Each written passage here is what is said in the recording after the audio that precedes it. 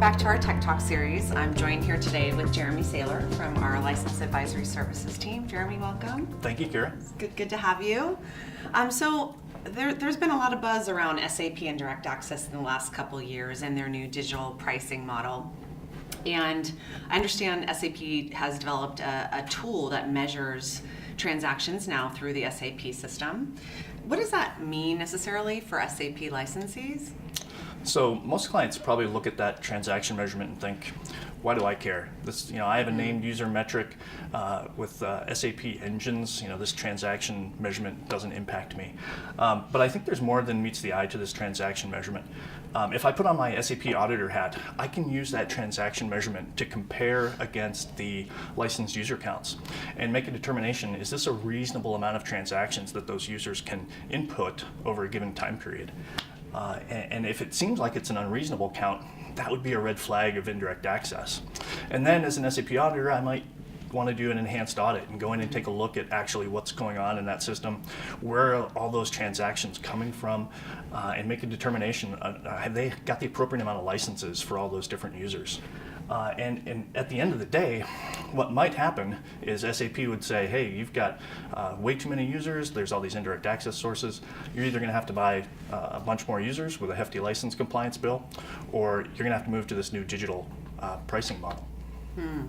Well, this poses a risk to every SAP client because they need to submit an SLA report every year. So what exactly what do we need to tell them to do basically to avoid future audits? Sure. So it's a two-step process, and it's really easier said than done.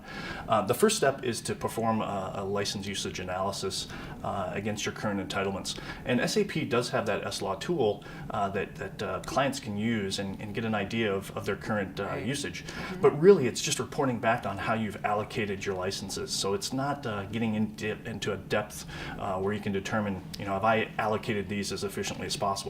So the second step is around license optimization, and that's where you take a in-depth look and determine, have I allocated my licenses as effectively as possible?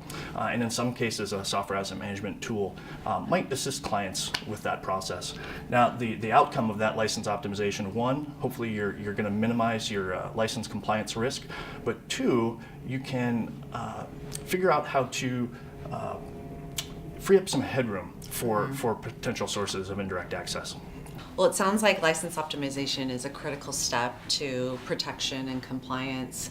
Give me an example of how your team, the License Advisory Services team, helps clients with SAP and Direct Access. Sure. So I was talking with one of our SAP clients about their plans to potentially integrate software with SAP, and they had some concerns around indirect access and potential licensing. Now, this is a global furniture manufacturer, and they had a homegrown manufacturing application that they wanted to collect data from SAP and use some internal reporting on it. Now, depending on how that interaction takes place, there can be indirect access licensing concerns.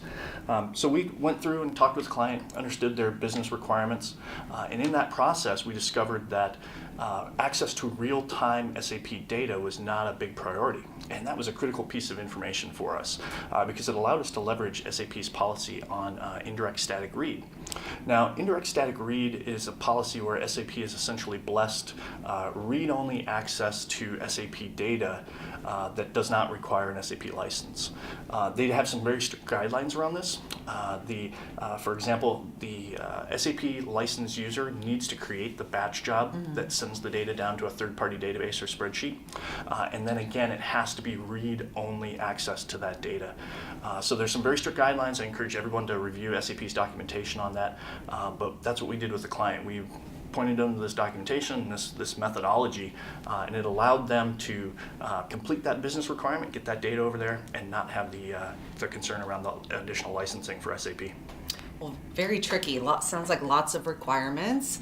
Where does a client begin? So they should contact License Advisory Services. We have a lot of strong relationships with SAP license compliance firms, and we can provide guidance on asset management tools that are out there. And the great thing is, all of this guidance comes at no additional cost to our Street clients. This is part of their annual support fee. In fact, we've got several teams like License Advisory Services under the Strategic Services Group. We've got security, interoperability, functional support, as well as cloud. So clients can reach out and leverage the knowledge that we have in these teams. Lots of great knowledge with those services teams and good advice that we can provide our clients. Lots of other tools available as well from a License Advisory Services perspective. I know we've got a webinar out there, How to Avoid a Surprise Audit, SAP Indirect Access, that our customers can utilize. Thank you, Jeremy, for joining us again today. It was great insight. Appreciate it.